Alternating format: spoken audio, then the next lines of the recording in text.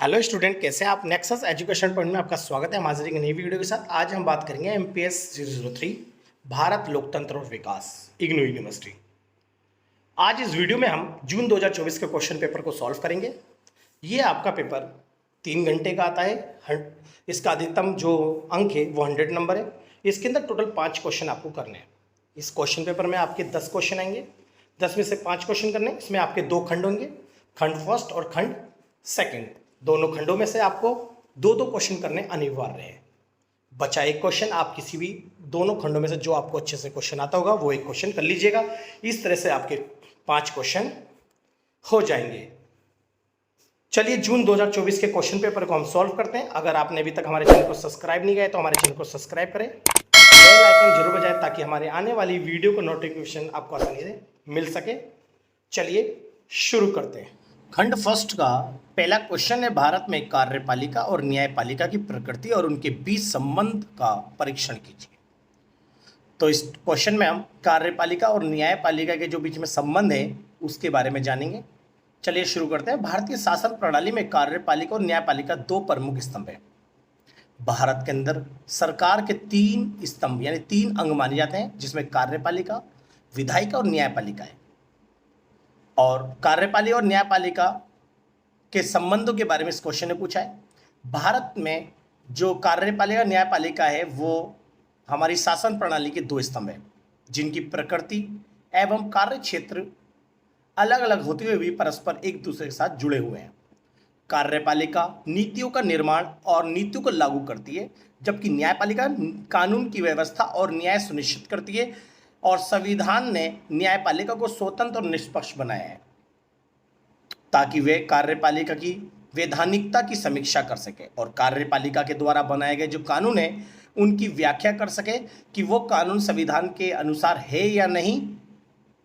इसकी समीक्षा करना न्यायपालिका का काम है। इन दोनों के बीच, कार्यपालिका और न्यायपालिका के बीच संतुलन और नियंत्रण का संबंध लोकतंत्र की स्थिरता और न्यायपूर्ण शासन के लिए अनिवार्य है।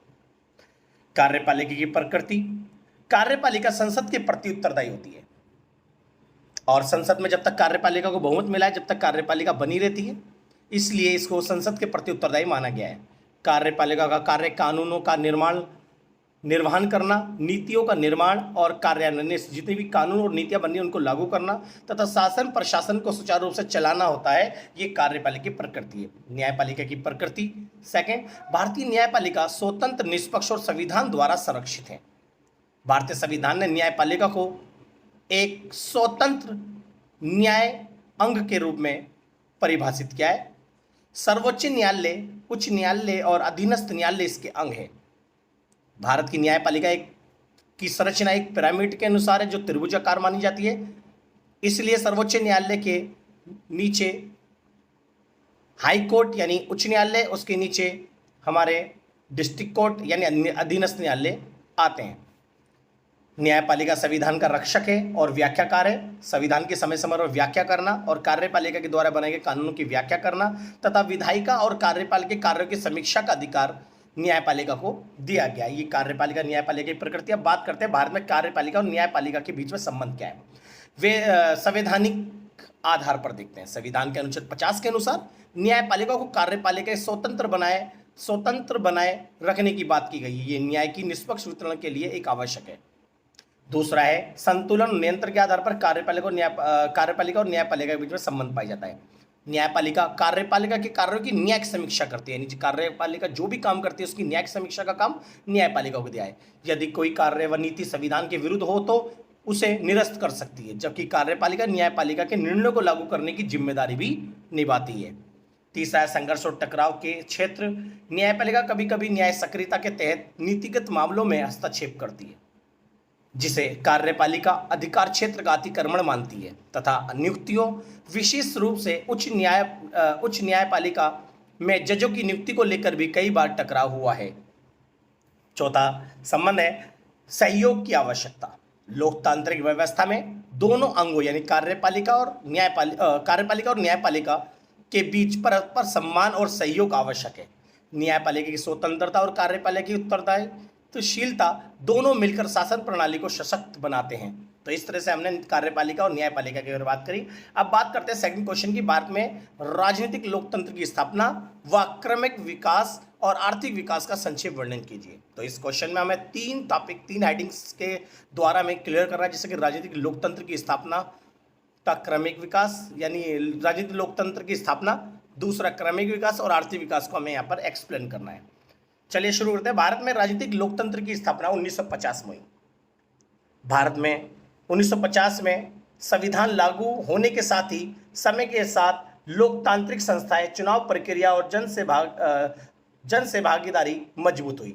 भारत के अंदर 1952 में पहले आम चुनाव हुए, जिससे भारत के अंदर लोकतंत्र की आधारशिला रखी गई। इसलिए भारतीय संविधान लागू होने से ही हमारे राजनीतिक लोकतंत्र की स्थापना हो चुकी थी और लोकतंत्र को एक आधार 1952 में मिला, जो कि पहले आम चुनाव हुए थे। वहीं आर्थिक विकास की दिशा में भारत ने उस दौरान आज़ादी के बाद समाजवादी मॉडल को अपनाया और समाजवाद के आधार पर ही अपने आर्थिक विकास यानी आर्थिक आधार पर चले शुरुआत करी और 1991 में उदारीकरण अपनाया, यानी वैश्वीकरण, नई आर्थिक नीति 1991 में अपनाया। जब हमने देश की आज़ाद हुआ था, जब हमने समाजवादी मॉडल अपनाया, तो जब से लेकर 1990-91 तक देश का विकास तीव्र नहीं हो पाया था। इसलिए हमने अपनी आर्थिक नीति को परिवर्तित करा। तो 1991 में हमने नई आर्थिक नीति को अपनाया और नई आर्थिक नीति में उदारीकरण, वैश्वीकरण और निजीकरण की नीति को अपनाया, जिससे आर्थिक प्रगति को गति मिली और वैश्विक मंच पर भारत की स्थिति सुदृढ़ हुई। राजनीतिक लोकतंत्र की स्थापना। भारत में राजनीतिक लोकतंत्र की नींव संविधान निर्माण 1950 के साथ पड़ी। सार्वभौमिक वयस्क मताधिकार। हमारे भारत के अंदर लोकतंत्र के चुनाव के लिए सार्वभौमिक वयस्क मताधिकार, मौलिक अधिकार, विधायिका, कार्यपालिका और न्यायपालिका की स्थापना लोकतांत्रिक ढांचे का आधार बनी, जिसने भारत में राजनीतिक लोकतंत्र को स्थापित किया। भारतीय लोकतंत्र ने बहुदलीय प्रणाली, स्वतंत्र चुनाव आयोग और स्वतंत्र प्रेस के माध्यम से लोकतांत्रिक मूल्यों को आगे बढ़ाया, जिससे भारत में राजनीतिक लोकतंत्र की स्थापना हुई। सेकंड है लोकतंत्र का क्रमिक विकास। भारत के अंदर लोकतंत्र का क्रमिक विकास आज़ादी के बाद संविधान लागू होने से हुआ। शुरुआती दशकों में कांग्रेस का प्रभुत्व रहा, लेकिन समय के साथ साथ क्षेत्रीय दल और गठबंधन की राजनीति का उदय हुआ। भारतीय राजनीति में पहले चुनाव में कांग्रेस की जीत हुई। लगातार पहले, दूसरे, चौथे, पांचवें, छठे, सातवें आम चुनाव तक कांग्रेस का प्रभुत्व रहा, लेकिन 1989 के बाद भारत में क्षेत्रीय दल और गठबंधन की राजनीति का उदय हुआ। सेकंड क्रमिक विकास में आपातकाल है। 1975-77 तक चला था। आपातकाल ने लोकतंत्र की परीक्षा ली, परंतु जनता द्वारा उसे अस्वीकार कर लिया गया और भारत में पुनः लोकतंत्र स्थापित हुआ। 1990 के बाद गठबंधन का युग शुरू हुआ और मतदाताओं की राजनीतिक जागरूकता में वृद्धि हुई और भारत के अंदर जाति, धर्म, क्षेत्र, वंश, विभिन्न आधार पर विभिन्न राजनीतिक दल बने और राजनीतिक दल के माध्यम से लोगों में जागरूकता उत्पन्न हुई और बहुदलीय प्रणाली मजबूत हुई। इस तरह से भारत में लोकतंत्र का क्रमिक विकास हुआ। आर्थिक विकास। स्वतंत्रता के बाद भारत में समाजवादी यानी मिश्रित अर्थव्यवस्था अपनाई गई, जिसमें सार्वजनिक क्षेत्र को प्राथमिकता दी गई और भारत ने प्रत्येक क्षेत्र में अपने हस्तक्षेप को जारी रखा। 1991 में आर्थिक उदारीकरण, निजीकरण और वैश्वीकरण के साथ भारत में आर्थिक संरचना में बड़ा परिवर्तन आया।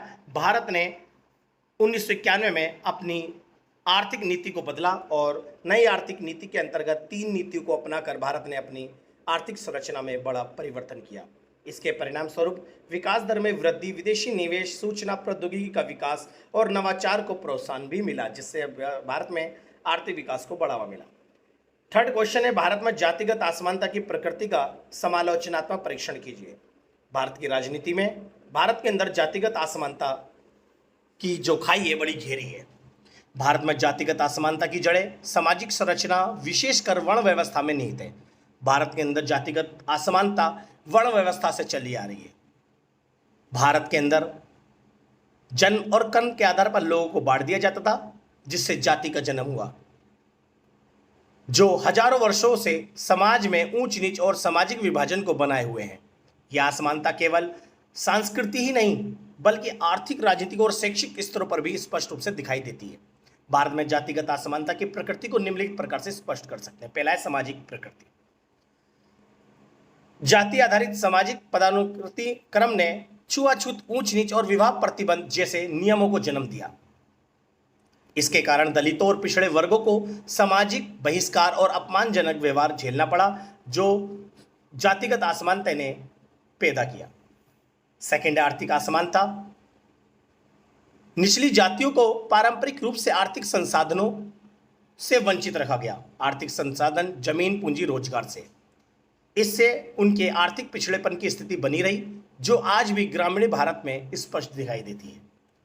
तीसरा, जातिगत असमानता की वजह से शैक्षिक असमानता को बढ़ावा मिला। जाति व्यवस्था ने शिक्षा पर भी असर डाला।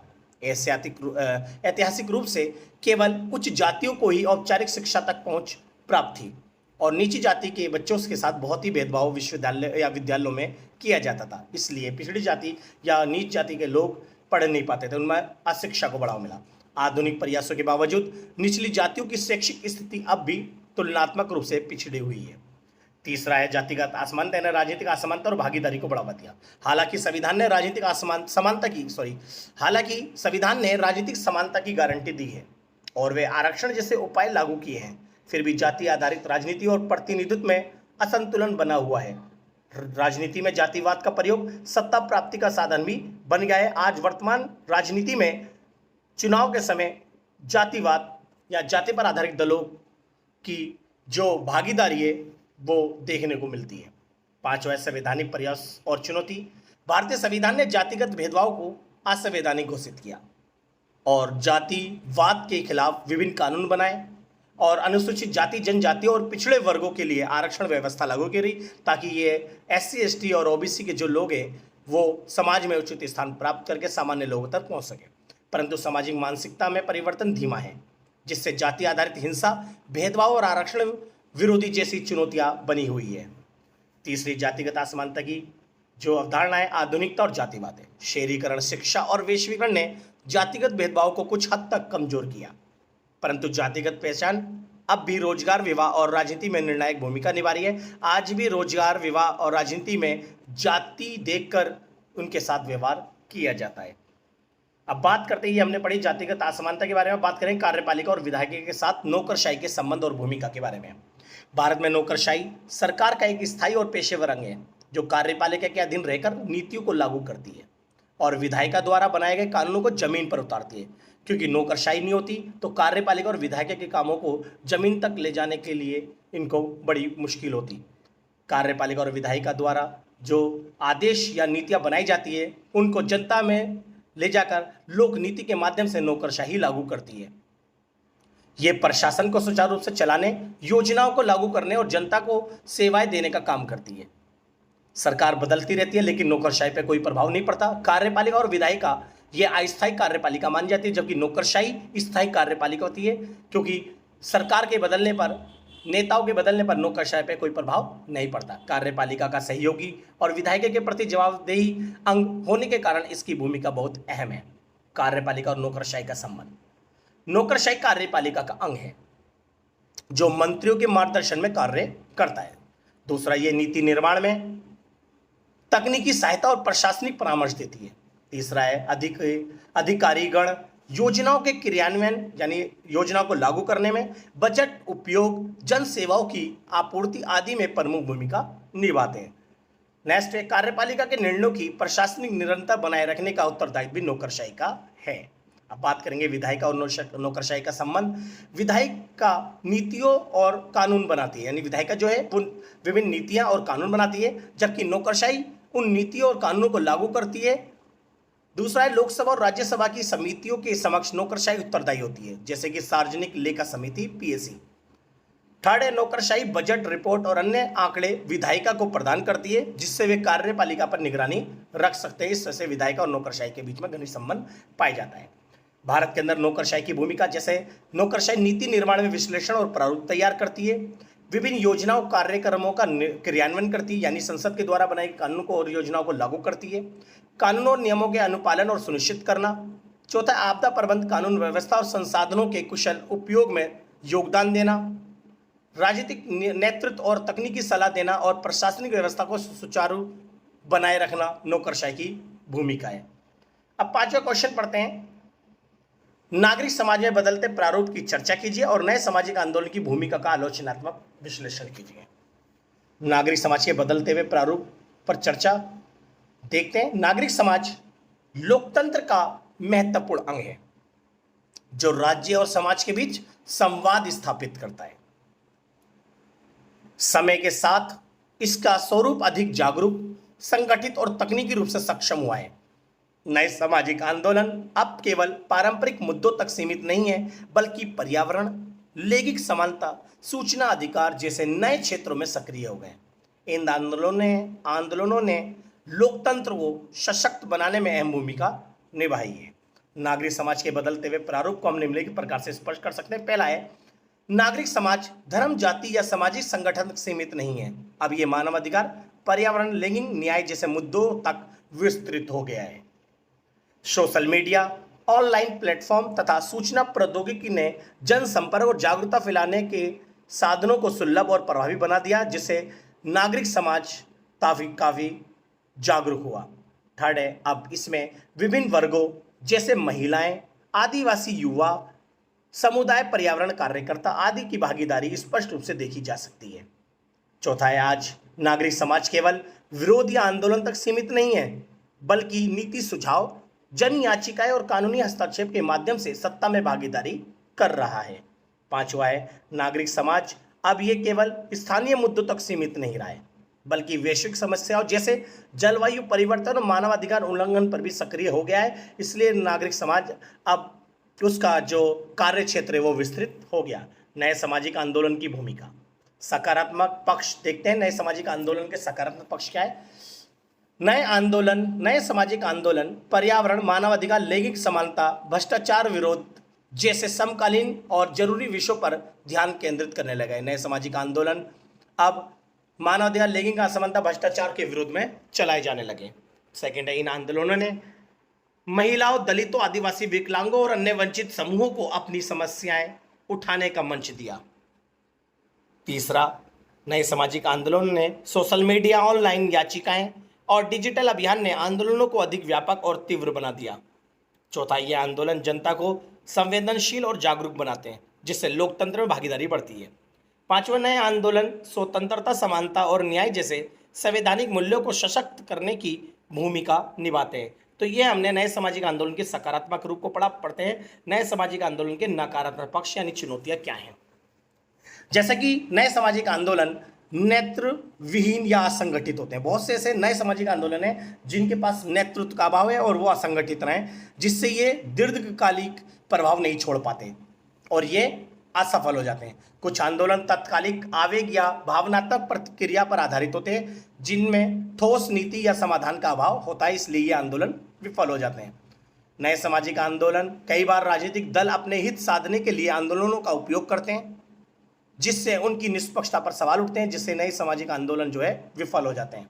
नैसे अधिकांश नए आंदोलन शहरी शिक्षित वर्गों तक सीमित नहीं है, ग्रामीण और वंचित तबके उनसे दूर रह जाते हैं, इसलिए ये आंदोलन असफल हो जाते हैं। सोशल मीडिया आधारित आंदोलन विक्टिविजन केवल लाइक शेयर तक सीमित हो जाते हैं और जमीनी कार्रवाई की कमी होती है, जिसकी वजह से ये नए सामाजिक आंदोलन जो है वो विफल हो जाते हैं। ये नए सामाजिक आंदोलन की कमियां और चुनौतियां हैं। अब बात करते हैं खंड सेकंड का क्वेश्चन नंबर 6 जो है 2 शॉर्ट टिप्पणी आती है इसमें, आ और बा। पहले आ के बारे में बात करते हैं। भारत में विकास के लिए राजनीतिक अर्थव्यवस्था का दृष्टिकोण। भारत में विकास के लिए राजनीतिक अर्थव्यवस्था का दृष्टिकोण एक ऐसा दृष्टिकोण है जो आर्थिक नीति और राजनीतिक शक्तियों के आपसी संबंधों को समझने का प्रयास है। इसमें यह देखा जाता है कि कैसे राजनीतिक निर्णय, संस्थाएं और सत्ता संबंध आर्थिक विकास को प्रभावित करते हैं। पहला है राज्य की केंद्रीय भूमिका। भारत में विकास की प्रक्रिया में राज्य एक सक्रिय योजनाकार और निवेशक रहा है। भारत की राजनीतिक व्यवस्था ने देश के विकास के लिए नई नई योजनाएं बनाई है और योजना को लागू किया है, जिससे भारत में आर्थिक विकास को बढ़ाया जा सके। विशेषकर स्वतंत्रता के बाद नियोजित अर्थव्यवस्था के माध्यम से सरकार ने विभिन्न प्रयास करे। दूसरा है नव उदारवादी बदलाव। भारत के अंदर 1991 के बाद उदारीकरण, निजीकरण और वैश्वीकरण को अपनाया, जिससे राज्य की भूमिका में बदलाव आया और नीति निर्माता में मतलब उनकी भूमिका नियंत्रण से नीति निर्माता में बदल गई। पहले जो बड़े बड़े उद्योग स्थापित करते थे, लेकिन अब उद्योग स्थापित नहीं करते, बल्कि अब उद्योगों के लिए नीति निर्माण बनाते हैं, जिससे इनकी भूमिका बदल गई है। सेकंड है राजनीतिक इच्छा शक्ति और नीति निर्माण, आर्थिक सुधारों की दिशा और गति, राजनीतिक नेतृत्व गठबंधन, सरकार और जन दबाव पर निर्भर रही है। तीसरा बदलाव, विकास में असमानता। राजनीतिक अर्थव्यवस्था दृष्टिकोण ये देखती है कि विकास का लाभ सभी वर्गों तक समान रूप से नहीं पहुंचा। इससे क्षेत्रीय, वर्गीय और सामाजिक असमानता बढ़ी है। पांचवा है निगम और राजनेता संबंध। बड़े कॉर्पोरेट घरानों और राजनीतिक वर्ग के बीच संबंधों में नीतियों को प्रभावित किया, जिससे क्रोनी कैपिटलिज्म यानी संपर्क आधारित पूंजीवाद को बल मिला। छठा बदलाव, कल्याणकारी राज्य बनाम बाजार आधारित व्यवस्था विकास। राजनीतिक बहस ये रही है कि सरकार की भूमिका कल्याणकारी रहनी चाहिए, मगर आज वर्तमान समय में राज्य की जो भूमिका है वो कल्याणकारी नहीं है, ये केवल बाजार को बढ़ावा देने वाली हो गई है। इस तरह से भारत के अंदर हमने भारत में विकास के लिए राजनीतिक अर्थव्यवस्था के दृष्टिकोण को पढ़ा। बात करते हैं भारत में लिंग और विकास के बारे में।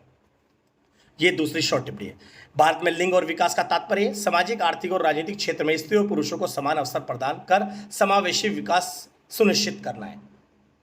भारत में लिंग और विकास, लिंग के आधार पर बिना किसी भेदभाव के स्त्री और पुरुषों को विकास करने के बहुत सारे अवसर प्रदान करना ही लिंग और विकास की अवधारणा कहलाती है। भारतीय समाज में ऐतिहासिक रूप से महिलाओं को शिक्षा, स्वास्थ्य, रोजगार और निर्णय लेने की प्रक्रिया से वंचित रखा गया। प्राचीन काल में महिलाओं बहुत ज़्यादा पिछड़ गई। महिलाओं को पर्दाओं में रखा गया, पुरुषों के समान अधिकार नहीं मिले क्योंकि उस दौरान पितृसत्तात्मक समाज थी। लेकिन आज वर्तमान समय में पुरुषों के समान महिलाओं को विभिन्न अधिकार और स्वतंत्रता दी जा रही हैं। प्राचीन काल में लैंगिक असमानता उत्पन्न हुई। यह असमानता विकास के मार्ग में बाधा बनकर उभरी।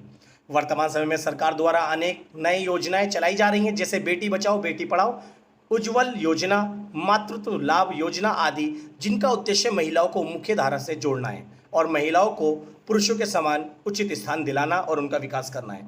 महिला सशक्तिकरण, शिक्षा, स्वास्थ्य सेवाओं तक पहुंच, आर्थिक आत्मनिर्भरता और सामाजिक सुरक्षा जैसे आयामों पर बल देना लिंग आधारित विकास का प्रमुख उद्देश्य है। लैंगिक असमानता केवल महिलाओं के हित में नहीं बल्कि पूरे समाज के समग्र और टिकाऊ विकास के लिए आवश्यक है। इसलिए भारत में लिंग के आधार पर बिना किसी भेदभाव के विकास को बढ़ावा दिया जा रहा है और महिलाओं में विभिन्न योजनाओं को लागू किया जा रहा है। महिलाओं को शिक्षा और नौकरी और समाज में विभिन्न सुविधाएं और मौके दिए जा रहे हैं ताकि उनका आर्थिक विकास हो रहा है। अब बात करते हैं 7 क्वेश्चन की। सतत विकास की अवधारणा के उद्भव और पर्यावरण संरक्षण के में अंतर्राष्ट्रीय एजेंसियों की भूमिका पर चर्चा कीजिए। सतत विकास की अवधारणा का उद्भव। सतत विकास का अर्थ है ऐसी विकास जो वर्तमान पीढ़ी की आवश्यकताओं को पूरा करते हुए भविष्य की पीढ़ियों की आवश्यकताओं को समझौते में डाले बिना सुनिश्चित कर सके। सतत विकास वास्तव में साधारण शब्दों में अगर हम कहें कि आज वर्तमान समय में प्राकृतिक संसाधनों का इस तरह इस्तेमाल करना कि आज की जनरेशन यानी आज की पीढ़ी को भी इसका लाभ मिल जाए और ये संसाधन नष्ट भी ना हो और इनका सुरक्षित रख के यानी इनका संरक्षण करके आने वाली पीढ़ियों को भी इनका लाभ दिया जा सके। इसे ही हम सतत विकास कहते हैं। सतत विकास की अवधारणा सबसे पहले 1987 में ब्रंटलैंड रिपोर्ट के माध्यम से सामने आई, जिसे विश्व पर्यावरण और विकास योजना ने प्रस्तुत की। इस रिपोर्ट ने विकास और पर्यावरण संरक्षण के बीच संतुलन की आवश्यकता पर बल दिया। जैसे सतत विकास की अवधारणा तेजी से समय के साथ क्रमिक विकास हुआ, जैसे कि 1972 में स्टॉक सम्मेलन ने वैश्विक पर्यावरण चेतना की शुरुआत की, जिससे सतत विकास को बढ़ावा मिला। 1992 रियो सम्मेलन ने पृथ्वी सम्मेलन से जाने जाने वाले सम्मेलन ने सतत विकास की अवधारणा को ठोस रूप दिया। 2015 में यानी 2015 में संयुक्त राष्ट्र के 17 सतत विकास लक्ष्य को अपनाया गया, जिससे सतत विकास को मजबूती मिली और सतत विकास तेजी से विकसित हुआ यानी सतत विकास की अवधारणा विकसित हुई। अब बात करते हैं पर्यावरण संरक्षण में अंतर्राष्ट्रीय एजेंसियों की भूमिका। संयुक्त राष्ट्र पर्यावरण कार्यक्रम। अंतर्राष्ट्रीय एजेंसियों ने पर्यावरण संरक्षण के लिए विभिन्न कार्यक्रम बनाए, जैसे संयुक्त राष्ट्र पर्यावरण कार्यक्रम, वैश्विक पर्यावरण मुद्दों पर निगरानी और मार्गदर्शन तथा जलवायु परिवर्तन, जैव विविधता, प्रदूषण जैसे मुद्दों पर वैश्विक सहयोग को बढ़ावा देना इस कार्यक्रम का कार्य था। दूसरी भूमिका, संयुक्त राष्ट्र विकास कार्यक्रम ने सतत विकास लक्ष्यों के लिए देशों को तकनीकी और वित्तीय सहायता प्रदान की और पर्यावरणीय प्रबंधन और हरित ऊर्जा पर बल दिया। तीसरा है अंतर्राष्ट्रीय प्रकृति संरक्षण संघ। ये जो अंतर्राष्ट्रीय एजेंसी है जिसने जैव विविधता संरक्षण, प्राकृतिक संसाधनों के सतत उपयोग में सहयोग दिया। पांचवी है अंतर्राष्ट्रीय एजेंसियां यानी विश्व बैंक और IMF। पर्यावरण अनुकूल परियोजनाओं को वित्तीय सहायता प्रदान की, जिससे पर्यावरण संरक्षण को बढ़ावा दिया जा सके। ये अंतर्राष्ट्रीय एजेंसियां थी जिनकी भूमिका थी पर्यावरण संरक्षण को बढ़ाने में। अब बात करते हैं क्वेश्चन नंबर 8, भारत में धार्मिक राजनीति का विकास और उसके परिणाम का वर्णन कीजिए। भारतीय राजनीति में धर्म का बोलबाला है। आज वर्तमान समय में धर्म का राजनीति में अत्यधिक प्रयोग किया जा रहा है। भारत के अंदर 1989 के बाद धर्म पर आधारित दलों का उदय हुआ। आज भारतीय राजनीति में धर्म पर आधारित वोट बैंक की राजनीति का शुभारंभ हुआ। धार्मिक राजनीति का अर्थ जब धर्म को राजनीति सत्ता प्राप्त करने या राजनीतिक निर्णय को प्रभावित करने के लिए उपयोग किया जाता है, तो भारत जैसे बहुधार्मिक देश में ये एक संवेदनशील मुद्दा है। स्वतंत्रता प्राप्ति के समय से ही धर्म और राजनीति के संबंध चर्चा में रहे हैं। धार्मिक राजनीति का विकास, औपनिवेशिक काल में शुरुआत। भारत में अंदर जो धार्मिक राजनीति है वो औपनिवेशिक शासन से शुरुआत हुई, जब ब्रिटिश नीति ने यानी डिवाइड और रूल के अंतर्गत धार्मिक आधार पर विभाजन को बढ़ावा दिया, जिससे भारत की राजनीति में धर्म का बोलबाला हुआ। सेकंड है विभाजन और धर्म का प्रयोग। भारत पाकिस्तान विभाजन धर्म आधारित था, क्योंकि भारत और पाकिस्तान की जो नींव थी वो धर्म पर आधारित थी और धर्म के आधार पर ही भारत और पाकिस्तान का विभाजन हुआ, जिससे धार्मिक राजनीति को और उभारा, जिससे भारत में धार्मिक राजनीति की जड़ गहरी हुई। तीसरा है स्वतंत्र भारत में धर्मनिरपेक्षता। संविधान में भारत को धर्मनिरपेक्ष राष्ट्र घोषित किया गया, लेकिन व्यवहार में विभिन्न राजनीतिक दलों ने धर्म आधारित वोट बैंक की राजनीति की। चौथा है 1980 के बाद तेजी आई। जैसा कि 1989 के बाद भारतीय राजनीति में तेजी आई, जैसा राम जन्मभूमि आंदोलन 1980-92 में धार्मिक राजनीति को राष्ट्रीय मंच लाकर खड़ा कर दिया, तथा बाबरी मस्जिद विध्वंस 1992 ने सांप्रदायिक ध्रुवीकरण को बढ़ावा दिया, जो वोट बैंक की राजनीति बना। पांचवा, वर्तमान समय में चुनावी राजनीति में धार्मिक नारों, पहचान आधारित ध्रुवीकरण, धार्मिक आयोजनों का राजनीतिकरण देखने को मिलता है। सोशल मीडिया ने धार्मिक विचारधाराओं के प्रसार को और तीव्र कर दिया, जो कि हमने भारतीय राजनीति में धार्मिक राजनीति की भूमिका को सुनिश्चित होते हुए देखा। धार्मिक राजनीति के परिणाम, भारत के अंदर जो धार्मिक राजनीति उसकी क्या परिणाम ने, जैसे कि भारत में सांप्रदायिक दंगे, जैसे कि गुजरात, दिल्ली में दंगे जो देखने को मिले वो धार्मिक राजनीति के परिणाम थे। दूसरा है धार्मिक असहिष्णुता, अल्पसंख्यकों में असुरक्षा की भावना और बहुसंख्यवाद का उदय हुआ, और बहुसंख्यवाद ने अल्पसंख्यकों को दबाया। धर्मनिरपेक्षता, धार्मिक राजनीति की वजह से भारत के अंदर धर्मनिरपेक्षता जैसे अवधारणा पर खतरा उत्पन्न हुआ और भारत में धर्मनिरपेक्षता पर चोट पहुंची। चौथा परिणाम निकला विकास से ध्यान भटकना। असली मुद्दों जैसे शिक्षा, स्वास्थ्य, बेरोजगारी से ध्यान भटक गया और धर्म पर ध्यान आ गया। राजनीतिक ध्रुवीकरण, समाज में विभाजन की रेखाएं गहरी होने लगी और राजनीतिक ध्रुवीकरण को बढ़ावा मिला। अल्पसंख्यकों का अलगाव, राजनीतिक प्रतिनिधित्व और नीतियों में असमानता की भावना को बढ़ावा मिला। ये सब धार्मिक राजनीति के परिणाम थे। अब बात करते हैं क्वेश्चन नंबर 9, 1990 के दशक में हुए आर्थिक सुधारों और उदारीकरण की प्रक्रिया और उनके परिणाम को संक्षेप में विवेचना कीजिए। भारत के अंदर प्रारंभ में आर्थिक सुधारों के यानी आर्थिक विकास के लिए हमने मिश्रित अर्थव्यवस्था समाजवाद को अपनाया, लेकिन 1990 दशक तक भारत का विकास धीमा था। इसलिए भारत ने अपनी पॉलिसी यानी अपनी नीति में बदलाव करा और 1991 में भारत ने गहरे आर्थिक संकट का सामना किया और विदेशी मुद्रा भंडार कम हो गया था। इसलिए भारत ने 1991 के बाद नई आर्थिक नीति को अपनाया। नई आर्थिक नीति पीवी नरसिम्हा राव देश के प्रधानमंत्री थे और हमारे वित्त मंत्री श्री मनमोहन सिंह ने 1991 में श्री मनमोहन सिंह ने एक आर्थिक नीति बनाई, जिसके अंदर उदारीकरण, वैश्वीकरण और निजीकरण की नीति को अपनाने को कहा। भारत के अंदर नई आर्थिक नीति को अपनाया, जिससे भारत में आर्थिक विकास तीव्र होने लगा और भारत की जो स्थिति वो दिन पर दिन सुधरने लगी और भारत एक आर्थिक रूप से विकसित देश बनने लगा। उदारीकरण की प्रक्रिया, नियंत्रणों की समाप्ति। भारत ने उदारीकरण की प्रक्रिया को अपनाया और भारत के अंदर जो भी सरकारी बड़े बड़े उद्योगों पर सरकार का नियंत्रण था, उन सब नियंत्रण को सरकार ने हटा दिया। औद्योगिक लाइसेंस प्रणाली में ढील दी गई और दूसरे देशों को उद्योग स्थापित करने में सरकार ने मदद करी। विदेशी निवेश, उदारीकरण को अपनाने पर भारत में प्रत्यक्ष विदेशी निवेश यानी एफडीआई और विदेशी तकनीक सहयोग को प्रोत्साहन मिला। तीसरा कर सुधार, उदारीकरण अपनाने से भारत में जो टैक्स प्रणाली है उसमें सुधार हुआ, उसमें पारदर्शिता देखने को मिली। तीसरा विनिमय में कमी, सरकारी हस्तक्षेप कम हुआ, व्यापार को आसान बनाया गया। पांचवा वित्तीय सुधार, बैंकिंग, बीमा और शेयर बाजार में संरचनात्मक बदलाव किया गया। तो ये हमने उदारीकरण जो अपनाया या उसके ये प्रक्रिया थी, उदारीकरण से भारत को इतना लाभ हुआ। अब बात करते हैं परिणाम।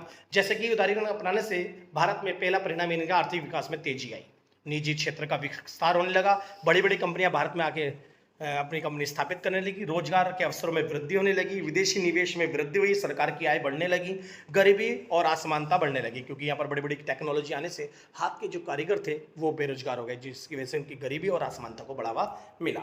अब हम बात करते हैं क्वेश्चन नंबर 10 की। समकालीन भारत में लोकतंत्र और विकास पर चल रहे विमर्श की व्याख्या कीजिए। जो आज वर्तमान समय में लोकतंत्र और विकास के ऊपर चल रही है विचार विमर्श, उसके बारे में बात करेंगे।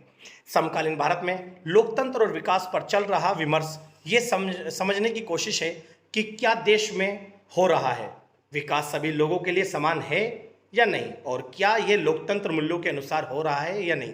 इसमें भागीदारी, पारदर्शिता, समानता और न्याय जैसे मुद्दों पर बात की जाती है।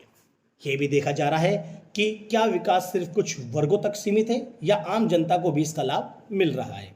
जैसे कि लोकतांत्रिक सहभागिता बनाम केंद्रीकरण। आज वर्तमान समय में लोकतंत्र और विकास पर यह बात चल रही है कि लोकतांत्रिक सहभागिता बनाम केंद्रीकरण।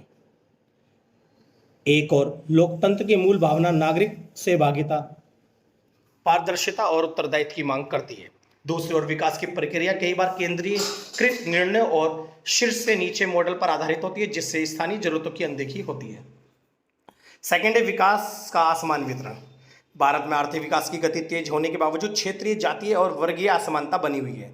इससे यह प्रश्न उठता है कि क्या वर्तमान विकास लोकतांत्रिक आदर्शों के अनुरूप है या नहीं। तीसरी बहस यह है कि संस्थाओं की स्वायत्तता और लोकतंत्र। चुनाव आयोग, न्यायपालिका, मीडिया जैसी लोकतांत्रिक संस्थाओं की स्वतंत्रता एवं पारदर्शिता पर सवाल उठते रहे हैं, जो विकास के नाम पर प्रतीक होती है। नेक्स्ट स्टेप चौथा है नव उदारवाद और जन कल्याण। आर्थिक सुधार और निजीकरण की नीति कई बार जन कल्याण योजनाओं को पीछे छोड़ देती है, जिससे लोकतंत्र में आम नागरिकों के अधिकार प्रभावित होते हैं। ये आज वर्तमान समाज की एक बहुत बड़ी बहस है। पांचवा है नागरिक समाज और विरोध का स्थान। लोकतंत्र में असहमति और विरोध की जगह आवश्यक होती है। हाल के वर्षों में आंदोलनों और जन विरोधों को विकास विरोधी कहकर दबाने की प्रवृत्ति देखी गई है।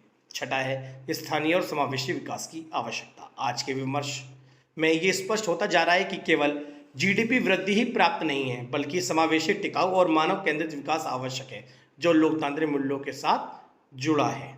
तो आज वर्तमान समय में समकालीन भारत में लोकतंत्र विकास के मुद्दों पर हमने बहस के बारे में यानी विमर्श के बारे में बात करी, जो आज वर्तमान समय में भारत में जिसमें विचार विमर्श चल रहा है। अगर आपको हमारी ये वीडियो अच्छी लगी तो हमारे चैनल को सब्सक्राइब करें, बेल आइकन जरूर बजाएं, ताकि हमारे आने वाली वीडियो का नोटिफिकेशन आपको आसानी से मिल सके। लाइक, कमेंट, शेयर करना ना भूलें।